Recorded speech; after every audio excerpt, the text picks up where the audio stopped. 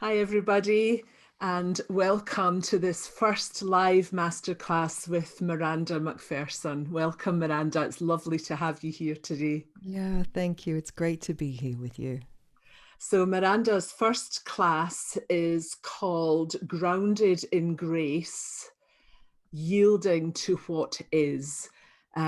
Miranda's going to begin with a short guided meditation, and then we'll have the teaching portion, and there'll be a short time for Q&A at the end. So without further ado, Miranda, I'll just hand over to you. Thank you so much. Well, welcome everyone. It's great to be here with you. And as I look at the faces, there are many of you who I don't know. So special welcome to this session and thank you for joining this webinar. So let's just settle, turning everything off that beeps at us and just bring our awareness into the immediacy of the present moment. Closing your eyes,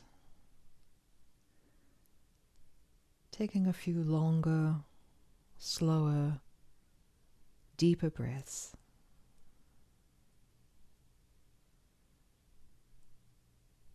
And just letting each inhale welcome you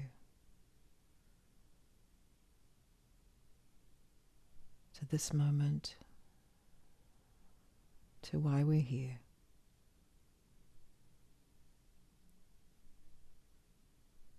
To the gifts and the wisdom that can come as we listen, not only to the teaching, but to our own depth.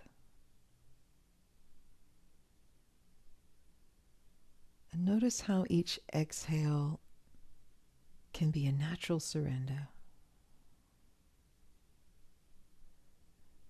Just allowing letting go to happen of itself.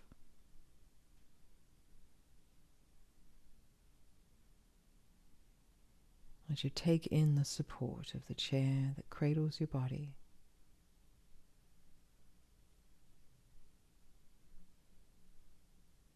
as you viscerally receive the ground under your feet,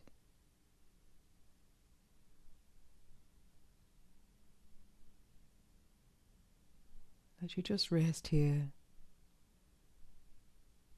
and recognize what it is we always abide within. That although our bodies are in distinct locations, all of our experience is happening within something that isn't really a thing, that is infinite intelligence,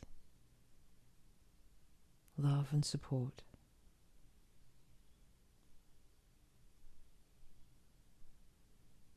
And that because of this we can just be here in openness and gratitude.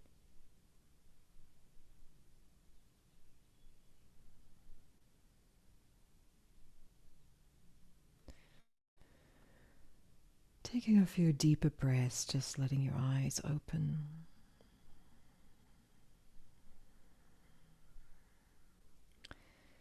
So wherever you live, these uncertain times across the globe have been offering us all many powerful invitations to harness everything that we experience in our life, both on a personal level and also on a collective level, and to understand that really nothing is accidental, that everything that is unfolding, whether we like it, whether it's pleasing or difficult, really contains divine invitations. An invitation to let go or learn something. And this is how we can rise. We can allow all of our life experiences to enfold and unfold us, to help us to rise into our spiritual destiny, which is to become the most graceful, mature, real human beings that we possibly can be, and that our world really needs us to be. So this whole webinar is really about that. It's about rising into spiritual maturity.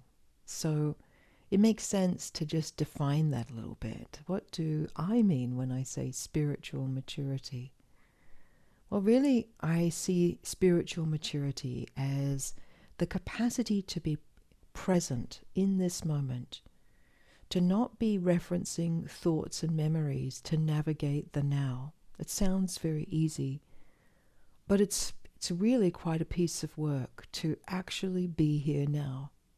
But without that foundation, we have no basis to rise into our spiritual destiny, to see as God sees, to feel as God feels, to be as God is in our daily lives and in the world, to be the pure, open, transparent window panes of consciousness in all that we think and say and do. So we firstly need, if we want to be spiritually mature, to really cherish any kind of practice that helps us to be here in the immediacy of the now, to be present, and also to be awake to presence. So this is a more subtle thing, the capacity to stay present and be awake in presence. In presence is to be awake to the felt immediate sense of what it is that's living and loving and moving you and all things, and to feel the palpable immediacy of that. So we often say things like the presence of love or the presence of awareness. And so sometimes it's more easy to be away to the presence of something. But presence itself is the isness that is foundational, that isn't an opinion, it's not a belief, it's not something that's coming from your personality. It's not of your ordinary mind. It is just what is infusing everything and everyone. So spiritual maturity means the capacity to be present in the now and to be awake to presence. It also means to understand your ego tendencies. So many people are so relating to their ego as some kind of bothersome fly to bat away, but really we can't really emerge out of our ego with its constricts and limitations until we really understand our ego.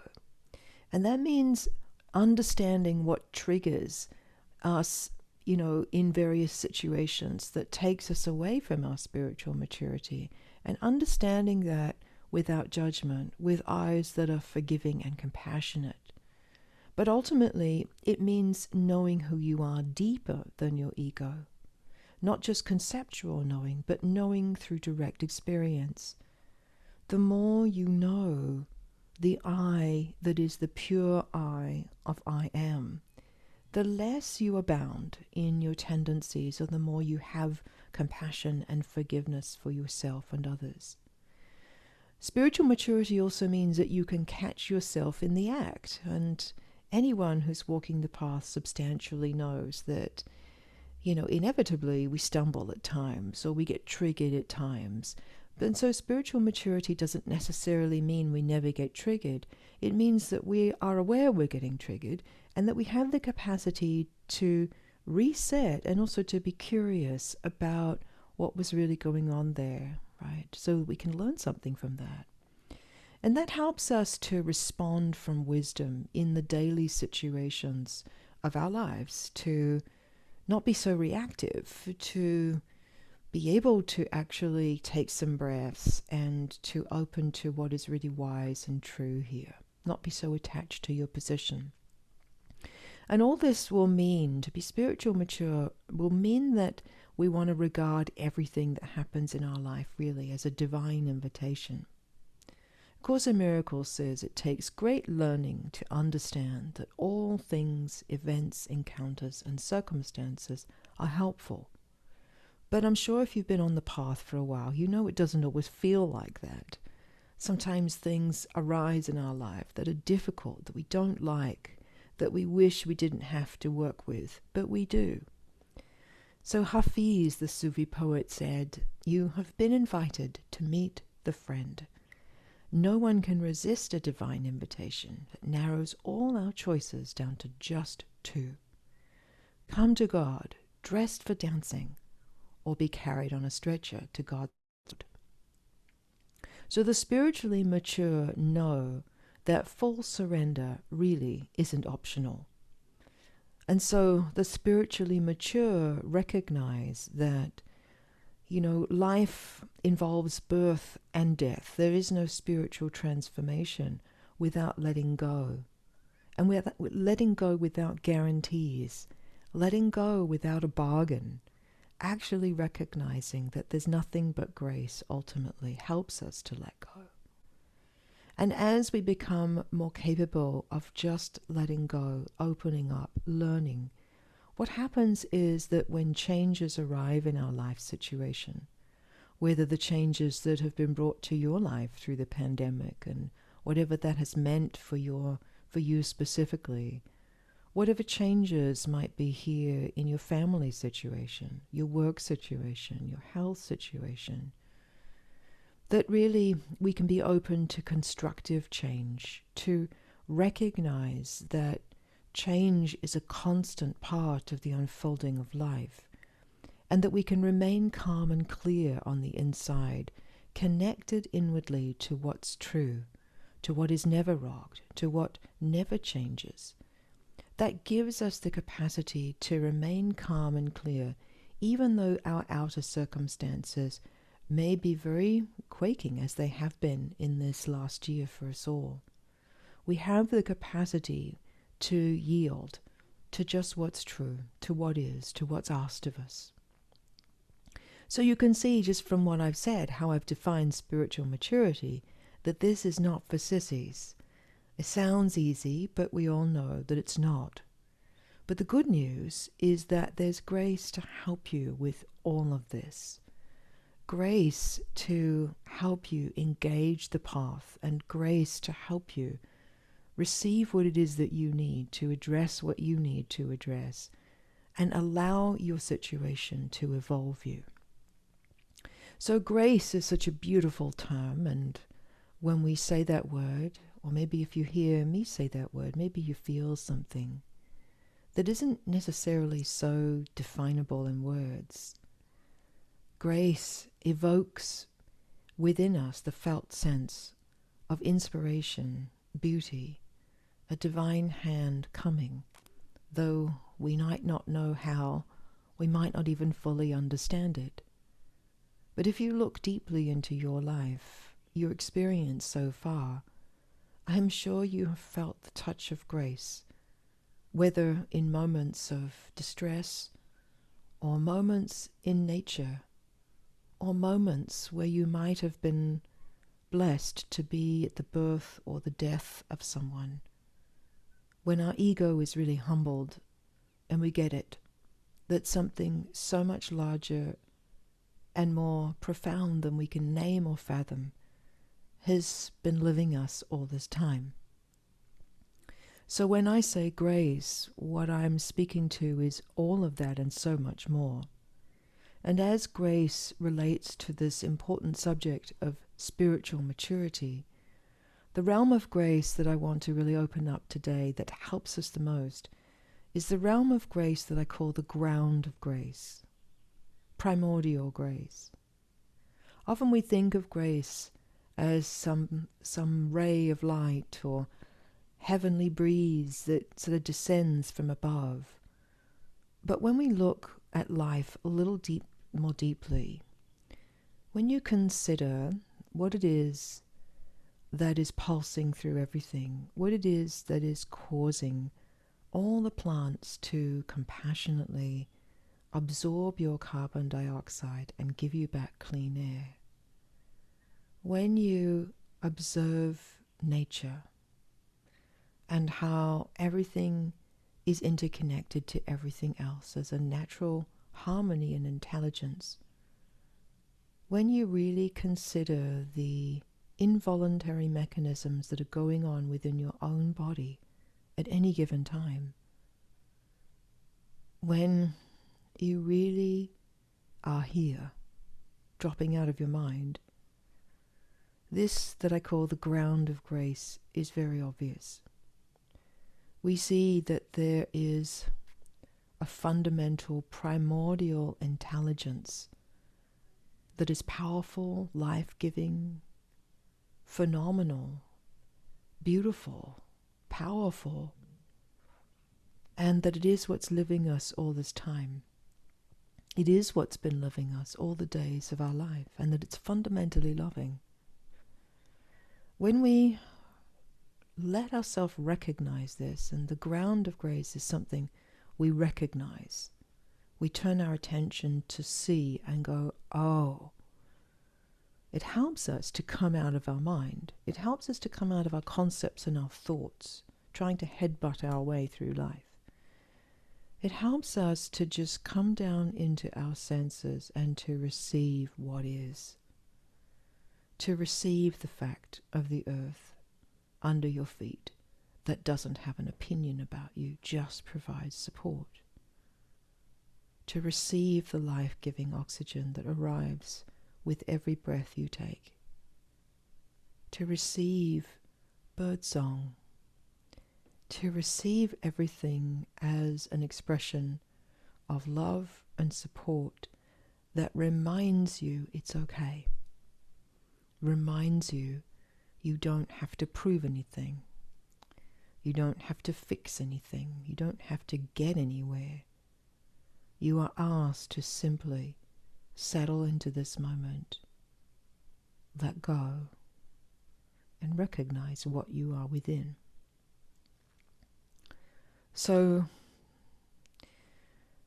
for many years, I had a different kind of experience of grace. In the earlier stages of my path, grace came alive more in the realm of boundless love. That was the first realization that came online for me when I was a teenager. And so for many years on my path, when particularly I was working with the workbook lessons of A Course in Miracles in a very dedicated way, as I know many of you are, my experience of grace was more of a loving presence that tended and filled my heart and lit my mind. Very beautiful, meaningful, and helpful. But I didn't really experience what I'm talking about now, this ground of grace, until after a seismic awakening that took place when I was about 36 years old on pilgrimage, one of many pilgrimages to India. And at that point, I was meditating in the cave that was once home of Sri Ramana Maharshi, who is a great sage I'm sure many of you have heard of. I wasn't expecting anything major to happen. I wasn't trying to get anywhere, which was unusual actually, because, for so many years, I was trying very hard to quiet my mind or get myself into a particular kind of spiritual state. But on that day, I just settled into a simple, natural quiet and felt this thunderous presence emerge that absorbed me completely. It really was like being absorbed by this thunderous silence. And it came with a transmission. And that transmission was be nothing, do nothing, get nothing, become nothing, seek for nothing, relinquish nothing, be as you are, rest in God. Well, that was a life-changing moment, and it ushered me into a state where there was no self anymore, no world anymore, no mind anymore, and with it, no stress, struggle, fear, anxiety, problem anymore. I was in that state of pure silence for 3 weeks. And then after that 3-week period, there was a return to more ordinary awareness. But yet this inner transmission, the thunder of it, the reverb of it, was still there. And it spoke, now integrate it. And I knew enough from my years of study at that point to know that the point of deep realizations is not holding on to a state, but rather that all states, even the most beautiful ones, are really like teachers. They're like the inner teacher coming online inside, to open the curtains of our consciousness and teach us something new. And that the real important thing is the wisdom that those states bring alive for us. And so the wisdom that that state brought alive was really that, all that I thought I wasn't. And that wasn't something I didn't conceptually know before. I had known that, but it's one thing knowing something conceptually, and it's another thing really having that be so inwardly. And I went through a period of undoing that lasted a couple of years that was very profound. People don't often talk about that, and they should. That most people think they slip into a powerful spiritual opening and that means they're now enlightened, and rarely is that ever the case.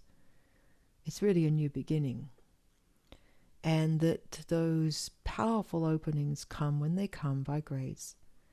But what they tend to do is dislodge anything that is in the way of that state becoming integrated, lived, embodied, so that you can live from the maturity and the depth of it. So I understood that, so I was on board for the process. But what was initiated then was this period of undoing that was very total. Every attachment that I had, on every level, was challenged. And I was so grateful for the understanding that came from A Course in Miracles about the development of trust, and how when things are being taken away, it's only because their usefulness has been outlived, that you're not being punished. It's not something going wrong. And that, like a gardener sometimes needs to prune a plant in order to allow for new growth to become forth in the next spring, sometimes we have to be pruned. Things need to be pruned. So all this was going on, and it was very powerful. And I knew enough to know that I needed time and space. So I went back to India for a while and just tried to live simply, meditate a lot, let this inner shift, have its way with me. And in that period where everything familiar, everything that my familiar identity was used to holding on to reconstitute itself, was not available to me. And I really wanted in my heart of hearts to not reconstitute back into familiar in order to navigate the next, the new. And so learning to be radically present and open and undefended, to live into this be nothing, do nothing, which I came to understand was really both the transmission and also the practice that I call ego relaxation. If you really think about it, be nothing, do nothing, get nothing, become nothing. That's just like putting a hand through all of the engine of ego strategies. That's someone who's always trying to figure it out, to get somewhere, spiritually somewhere, in the world somewhere, to become some idealized version of ourselves, to get rid of what we think are our problems, to rearrange stuff, right?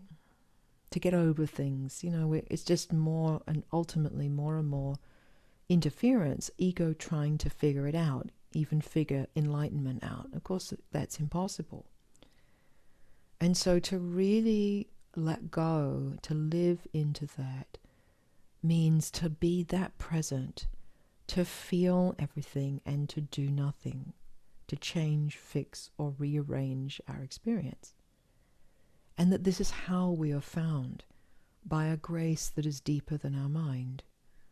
This is how we start to feel, oh, I am in and part of something that isn't a thing, that always is, that is unshakable in its nature, that is love, that is intelligence, that is strength, that is pure awareness, meaning and joy. The only thing I can fall out of is my mind, and I can only fall deeper into grace. But if you've ever kind of been on thresholds, it feels like dropping into the void, jumping off a cliff, into who knows what. So it's quite a piece of work to learn how to just live into this in a real way, to not pick up our familiar patterns and reactions and defenses, to let grace unfold us and live radically from presence. So there were moments when I would head up against my own edges of the capacity to, to practice this, to really live this. I could feel, the grip of control arising. I could feel anxiety, insecurity, the stress of how do I figure this. And I knew that the I that was asking the question wasn't true nature, it was separate self. So I would pray in those moments, help, Om Namah Shivaya, And the same soft voice that spoke in the cave came alive, saying, just keep opening, just keep softening, just keep allowing. And I could feel what good advice that was, how helpful that was. Opening, softening, allowing, unfolding experience in this present moment. So I noticed how, as I could let go into opening, softening, allowing whatever was happening to unfold, my direct experience to unfold itself, what that did was it nudged me into the state of ego relaxation.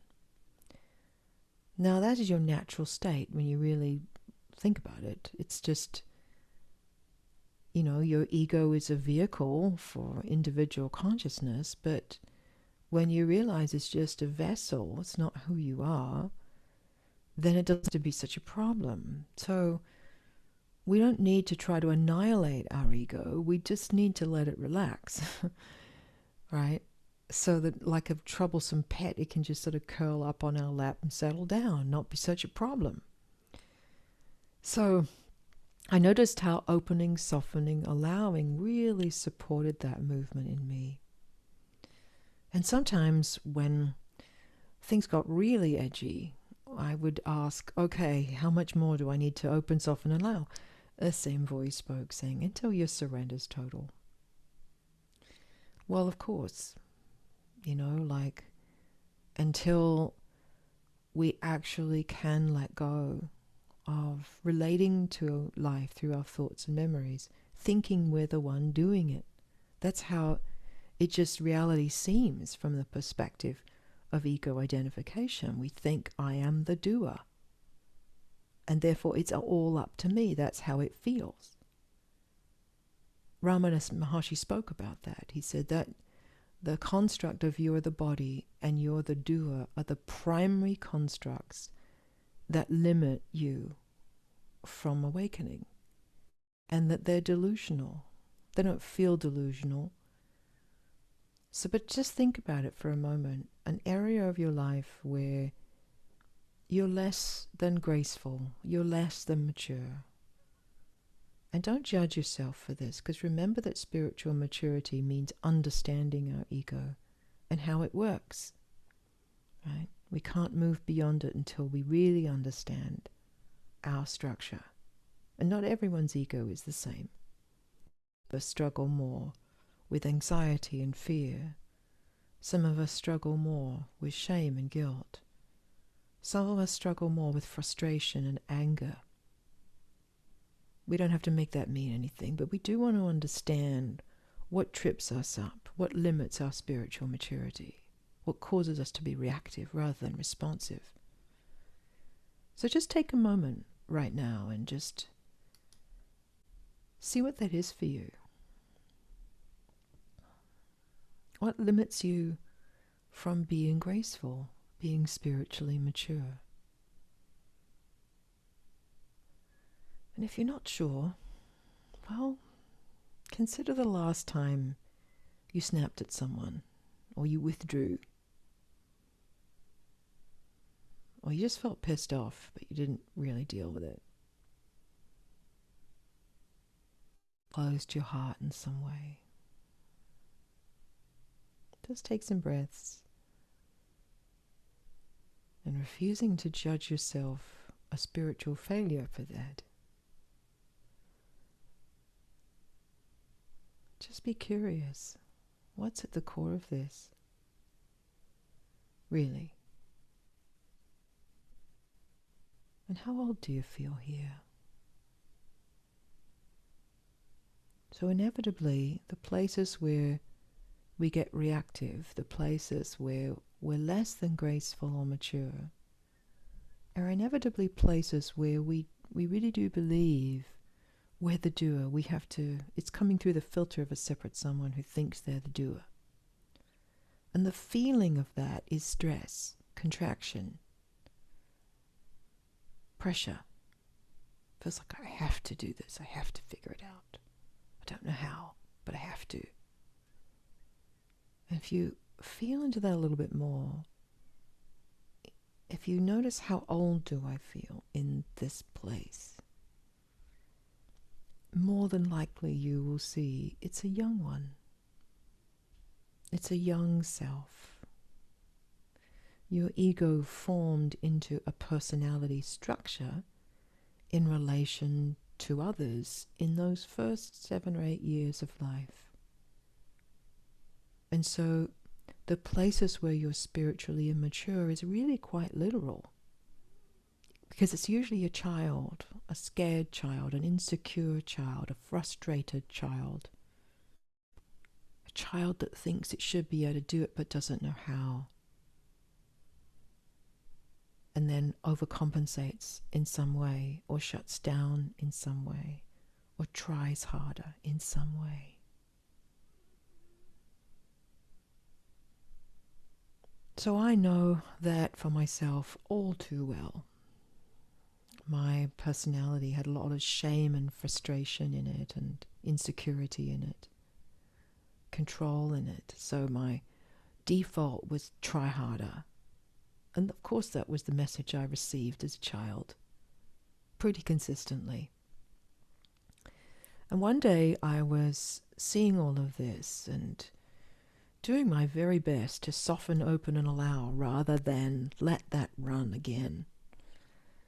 At a time where everything familiar had fallen away, and it was a very vulnerable situation, period of my life. And I was sitting on this big rock overlooking one of the largest Shiva temples in India, waiting for the place in the cave where I like to meditate to be opened. The Swami that usually opened that was late that day. I don't know why. And I was sitting on this warm rock and I was sort of being with all of this. And then all of a sudden I started to feel not only the warmth of the rock that I was sitting on, I started to feel the mountain that I was in.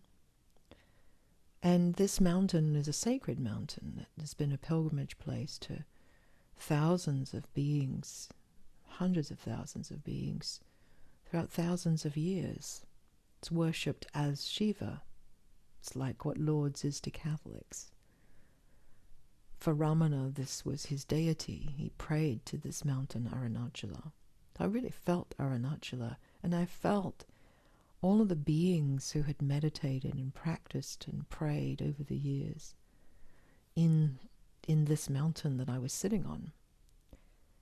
And I felt this arising, not as a physical thing, not even as a construct, but I felt it as a mountain of pure presence, as if the ground of grace was rising up in an immense, powerful, supportive way, and was emerging in my subtle body to give me a stable base. It was really profound. And I started to experience this as if my legs and my feet, my whole lower body was integrated in and part of this mountain that doesn't have a circumference or a base and is not physical. It's really a mountain of presence. And I'm sharing this with you in the hope that you're kind of feeling the transmission of what I'm speaking of. Because that is what the ground of grace feels like. It feels like you're sitting within an infinite mountain. A mountain that doesn't belong to anyone, isn't physical, or it's really a mountain of presence.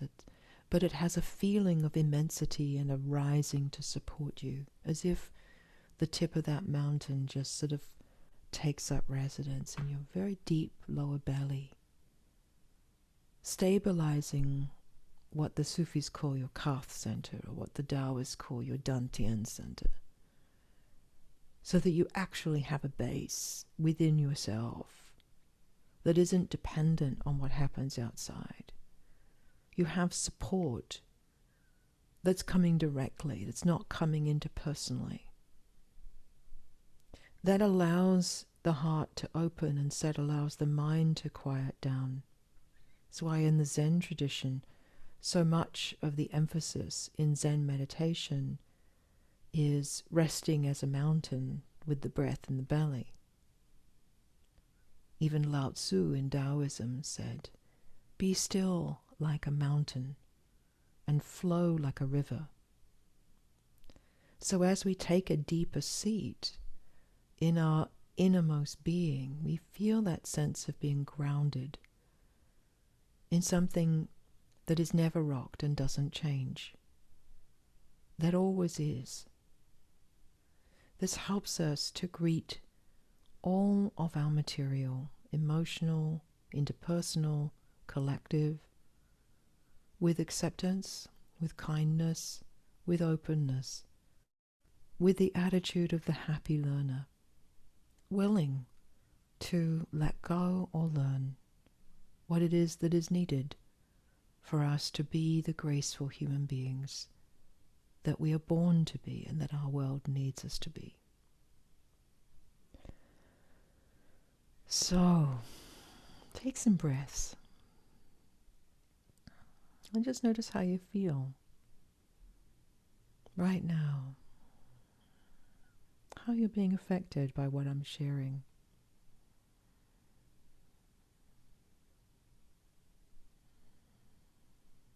Don't focus on whether you agree or disagree, but just notice your direct experience.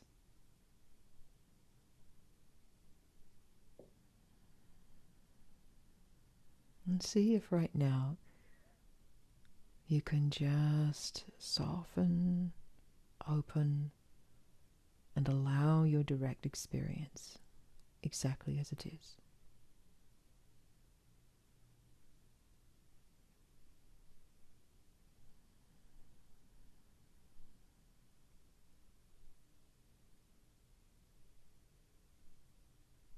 And then, what if you recognize what all of your experience is happening within?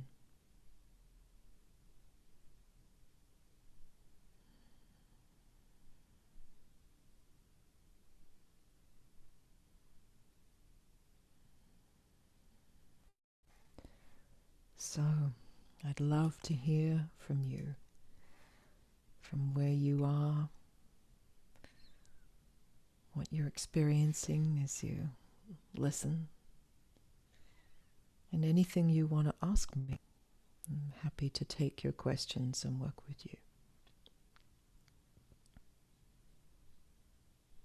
So maybe Susan, if you could give them the instructions they need.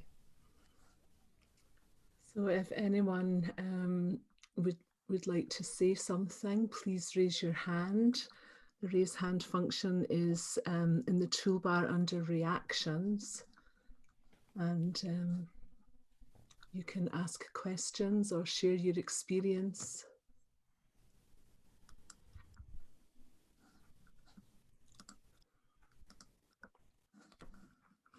Lynn, would you like to unmute yourself, please? Oh God, that was so beautiful. Thank you so much, Miranda. You're welcome, Lynn. It's strange how in the Course in Miracles, with the teachers of God, there's where you go through a dark night of the soul. Mm-hmm. And there's been something I've been trying to figure out for a long time, and that's I'm sure people are tired of me saying this, but it's my reaction to loud noise. And what I want to do is, and the mind gets in the way because there are people who say, well, do this, step back, do this, talk to the person. And that's not what I want to do. I want to find the eye of the hurricane. Yeah, sure. Sounds great. That's my goal. Mm-hmm. Yeah. Because I can't change the world. Yeah, no, you can't. And I encourage you to work with this. So what if you just bring curiosity to how it is when there's a loud noise and you, What you said about the little girl, how old are you? And I was 8 okay. when I was like, when I get freaked. But I am getting better. Yeah. So we're working with a little girl who's about 8 and something was very overwhelming for her system and scared her. It sounds like it was overwhelming energetically, but it also scared you emotionally. Okay. So, what if we stay in our body and we just allow that agitation, dysregulation, and fear? What if we open and soften and allow that to be? When I do that, I wrote a poem about it yesterday, which helps me a lot. When I relax into it, I feel the darkness like a heavy cloud. Okay. So, what if, okay, fine. So, I want you to just wiggle your feet on the floor a little bit and bring your awareness into the direct immediacy of here, now, this. So, as you feel the sensation of your feet on the floor, take in the support of the ground underneath you. That isn't an opinion, you can viscerally feel it. It is so. Now, butterfly your knees a little bit. Just, I know this sounds weird. Butterfly your knees. And let's take a couple of deeper breaths into your very deep lower belly.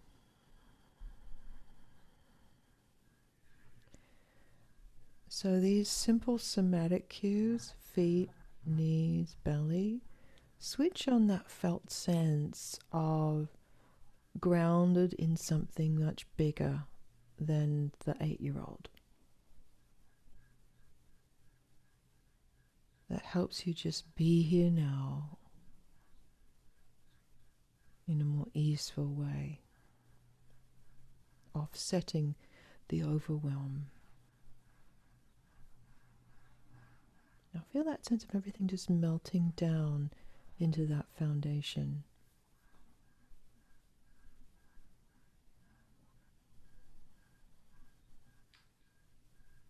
Beautiful. Mm-hmm. So play with that over the next week. Whenever there's even a fraction of that 8-year-old activation, right? Let yourself, feet, knees, belly, drop in and down. And then you're likely to find the experience just more manageable. It can just be less of a problem.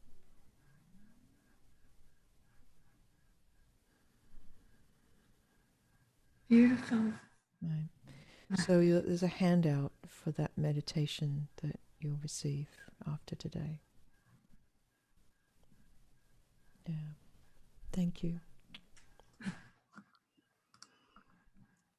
So, by the way, what I just took her in was an on-the-spot version of a meditation practice I call the Mountain of Presence that helps us to experience the ground of grace, that gives us a base to relax out of the constructs, the mechanism, and the energy of ego that's always historically based.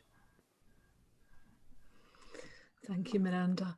I'm not sure how to pronounce your name. Mapiji, is it? If you'd like to unmute yourself, and I'm sorry if I have completely butchered your name. Yeah, that's okay. Tell me how to pronounce it for future reference. Yeah, it's Mapaya. Mapaya. Hi.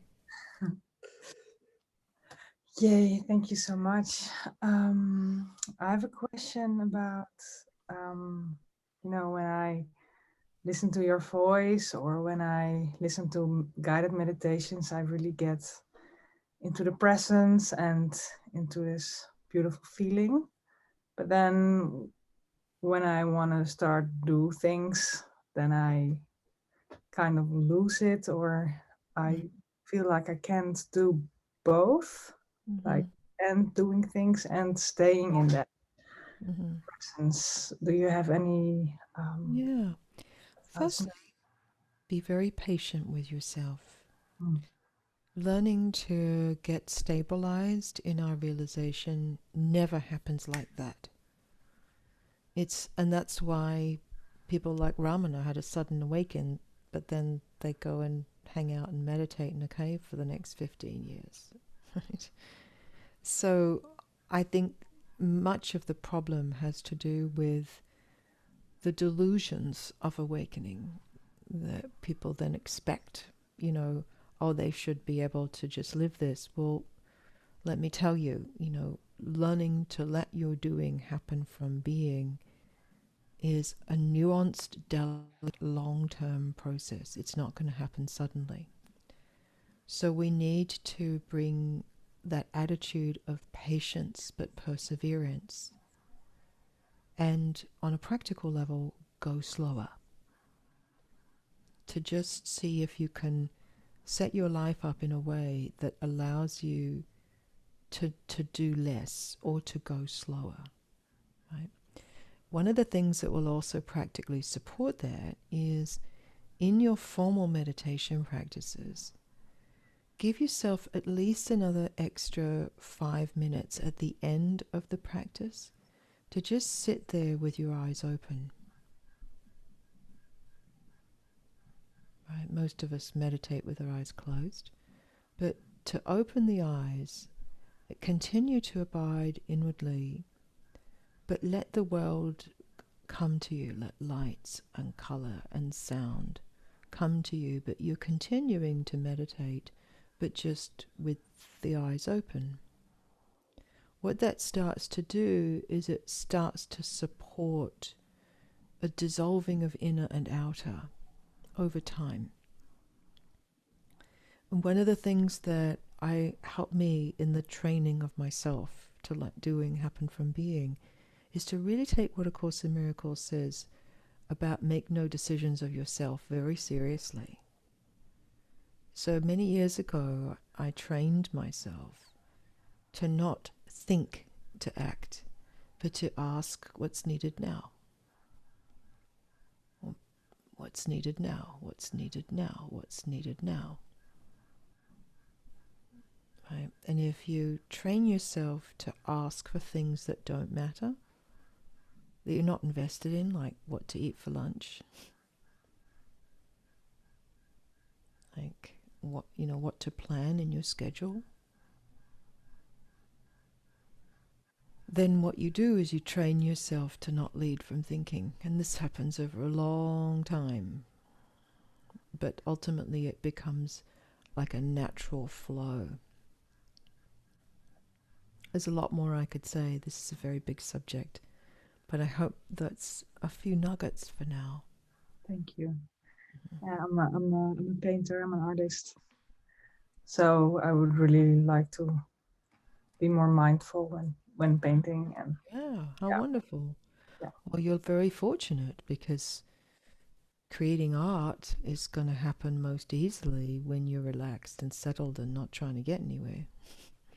The state of ego relaxation is going to support beautiful art. Thank you. Thank you.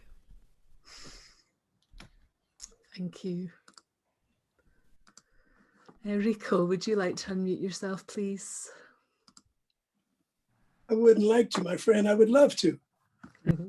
Hi, Rico. Hi, how are you? Thank you for being here, Miranda. Welcome. Where are Thank you you? for being a presenter for this month. Mhm. After seeing you in the conference, I'm like really looking forward to this next month of my life with you. It's not really a question, it's probably I need a little feedback. When you were talking about quietness, centeredness, openness, and softness, I could feel you. When you directed us to try it and see what we felt, I experienced the openness and the centeredness, but I didn't quite get to the quietness and the softness. Mm-hmm. Am I doing Oh, something wrong? not remotely. I mean, this is just a beginning. Okay. So what I would suggest is to really kind of sit with this, right? This is not conceptual. This is really a deep transmission. So one of the things that you're going to receive is some deepening recommendations from me to you over the coming week. And so one of those deepening recommendations is to really explore, sitting deeply with the question. When I mean deeply, I mean putting a timer on for 15 minutes and meditating or journaling into what's it like in body, heart, mind if you soften, open, and allow your experience exactly as it is. And so the question itself will nudge you into the state, right? It just will. And especially if you don't think about it too much, you just keep coming back to the question, either journaling, riffing. It's a beautiful walking meditation to just keep coming back to that question as you walk in nature and just see what starts to happen. It will induce the state of ego relaxation. Okay. Yeah. So have fun with it. I'm sure you I will. Yeah. I Yeah. shall. Thank you. And also, if something doesn't feel available to you, just be curious and interested. Oh, what isn't available? I wonder why. As if you're praying, show me more, show me more, show me more. And so that attitude of not, oh, that's my ego, let me get rid of it, is like, no, show me more. Right? Remembering that the work with ego is just to see it, understand it, expose it to the light. That's our work as we expose contraction, history, memory, defense, and all the justifications and the reasons for it. When we expose it to the light of consciousness that is always unconditional, it's a little bit like the warmth of the sun, like kissing the hard ice that just naturally starts to melt it. Thank you so much. I shall try it and I will have fun with it. Good. And I'll hear back from you next week, I hope. Yes, ma'am. Thank you. Good. Thank you. Thank you, Rico. John, would you like to unmute yourself, please? Well, Miranda, it's so great to see you here. In the absence of a lot of people putting their hands up, I just wanted to say, when I first saw you at the conference, I do have a question, by the way, but I'd just like to preface it with a comment, if I may. Sure. When I first saw you at the conference there, I thought to myself, oh my God, would I ever like to, at question time, I'd like to know that lady's phone number. So invite you to my party. But that's true. But my question is basically, what you said to Lynn is really like a template I could use for my story, right? Mm-hmm. Would you say that, right? Or for anybody's story? Or? Oh, for all of us, yeah. What I'm giving is, Lynn was the lady that asked about the trigger of loud noises. Yes. Yeah. Yes. Yes. I mean, in a way, whatever way we tend to react from ego, and it looks specific to each of us, what we need is to ground ourselves more substantially in something that isn't ego. so that we can really open up what that reaction really is and who it belongs to and let it melt. And so for that, we have to come out of the mind. The fastest way to come out of the mind is to bring your awareness right down into the immediacy of here, now, this, to be present. Wiggling your feet, feeling the ground under your feet, butterflying your knees, switches on awakeness in the lower body. It brings in the immediacy, bringing the breath into the lower belly, helps us to come out of thoughts about and into direct experience and into the recognition, oh, there is ground, there is a chair, I am safe, it's okay, I can be here in just a simple way with my experience, whether my experience is joyful or a little vulnerable. No, we're not going to die. Nothing really dangerous. When we come into the present moment, it's obvious whether we're safe or not. So we need that foundation, because our ego is always, oh, I'm not safe. It presumes that. It's always based on the past. Presumes that if I feel that way, that must be the truth. No, we need to discriminate the difference between an emotion from the past and what's actual. Right? So we need a foundation for that. So a big part of what I've been teaching today is actually opening up to take in the ground of grace that feels like that mountain of pure presence that supports us to just be here. Just be here where we are. So we can explore, what is our experience? What's the truth of it? Where am I bound? Why? And we can do so with kindness and compassion. Love it. Thank you very much. Thank you very much. Thank you.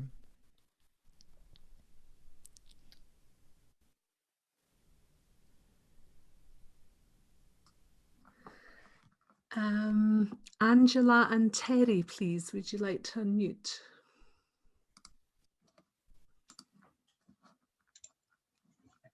Hello. Hi, Angela. It's actually me who wants to speak to you, Angela, Miranda. yes. Angela. Thank you. Go ahead.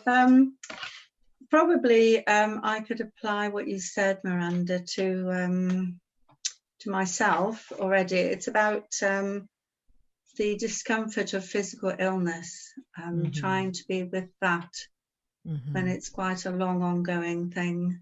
And sometimes it's very hard to be with that pain or discomfort, difficulty breathing, things like that. Yeah. Well, there's, in addition to what I've been saying to other people, two things. There's a chapter in my book, Oh, the Way of Grace, on compassion, and there's a little section in there in the compassion section on being compassionate, how to practice in those places. And there's also an article on my website called The Grace and Grit of Physical Illness, where I speak directly to how we relax out of ego and practice when we're dealing with, physical pain. And of course, the instinct with physical pain is to contract around it and to judge this is wrong. That's just the instinct. But that often tightens the grip and makes the pain worse. So many people have told me that what really actually helps them with physical pain is practicing ego relaxation. And I've noticed that for myself when I've been dealing with chronic physical conditions, as I've had to face at different points in my life. But of course, not easy. Yeah. So we need a lot of compassion for ourselves in the process. But the beautiful thing, and I hope this encourages you, Angela, is that as we learn to soften, open, and allow our experience, what that begins to reveal is that usually in the heart of pain, whether it's emotional or physical, there's information. So we want to listen. If we allow the pain, the ouch, and we don't presume it's wrong, but we listen, what is the information in the pain? it's more easy to flow, to just allow ourselves to be moved into a more attuned response to our situation. Whether that looks like trying a new treatment or adjusting our self-care routine in some way we hadn't thought of before, or, you know, just learning to be kinder with ourselves in it all. Yes. Does that Yes, make sense? that does sometimes happen. Yes, that certainly does. And then sometimes I'll go into fight or flight response, fear, when there's difficulty breathing. Then the fight or flight, of course, kicks in. Right, yeah. So that isn't so much pain as dealing with the fear. Right. Of the fight or flight, yes. Right, yeah. So the first thing is we need to find what works for you to sort of just switch back into parasympathetic. And on a physiological level, deep, long, slow breaths will flip that switch, as will listening to... If only. Well, as will listening to one of my guided meditations, particularly Be As You Are, which is free from my website. Right. Then we can inquire into the fear. And in the chapter in my book on fear, there's, okay, tell me something specific that you fear. Let's name one fear at a time. Oh, sorry, you're asking me now or to me to contemplate? Yes, yeah. yes. But you don't want to go there until you've got some basic settling. Yes, that has to happen first. Otherwise, you're just going to get more and more in a knot about it. I've got some of your meditations on tape. That's how long ago I've had them. Gosh, you're really going back there. That's a long time ago. Yes, wow. Yes. Yeah, well, go to some of the new ones. Go to my website. Yes, certainly, yes. Your website is, you're going to put it out? MirandaMacPherson.com. Thank you, Miranda. Thank you for those. You go into the store. It's a whole sanctuary. There's tons of downloadable. And trust your intuition. But the ego, you know, Be As You Are or Ego Relaxation would be very, very good for you. Mountain of Presence I've been talking about for others. And that gives you a foundation to then explore the fear. Bless you, Miranda. Thank you so much. Yeah, lots of love. words. Thank you. Yeah, lots of love with that. Thank you. Thank you, Angela. And that's us come to the end of our time together, Miranda. It's gone so quickly. Is there anything that you would like to say or do to end our meeting together? Might you sing? Yeah, I think we should just sing something. So how about we sing May All Beings Dwell in the Heart? I normally like to close with that.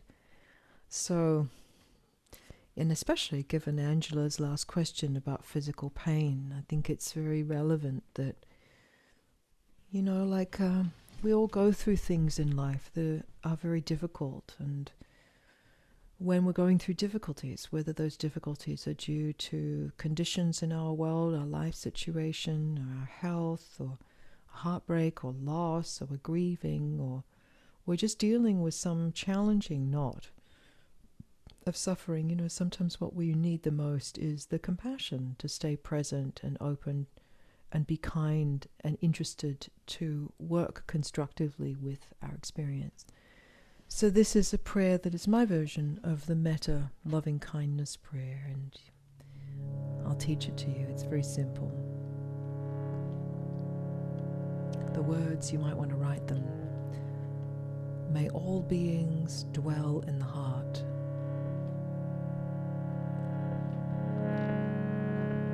May all beings be free from suffering.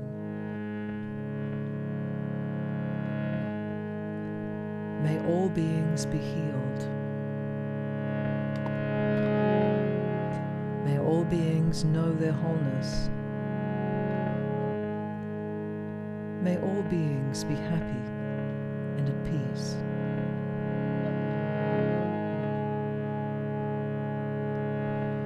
May all beings dwell May all beings be free from suffering. May all beings be healed. May all beings know their wholeness. May all beings be happy and at peace. May all beings dwell in the heart. May all beings be free from suffering. May all beings be healed. May all beings know their wholeness. May all beings be happy and at peace. May we all dwell in the heart. May we all be free from suffering. May we all be healed. May we all know wholeness. May we all be happy and at peace.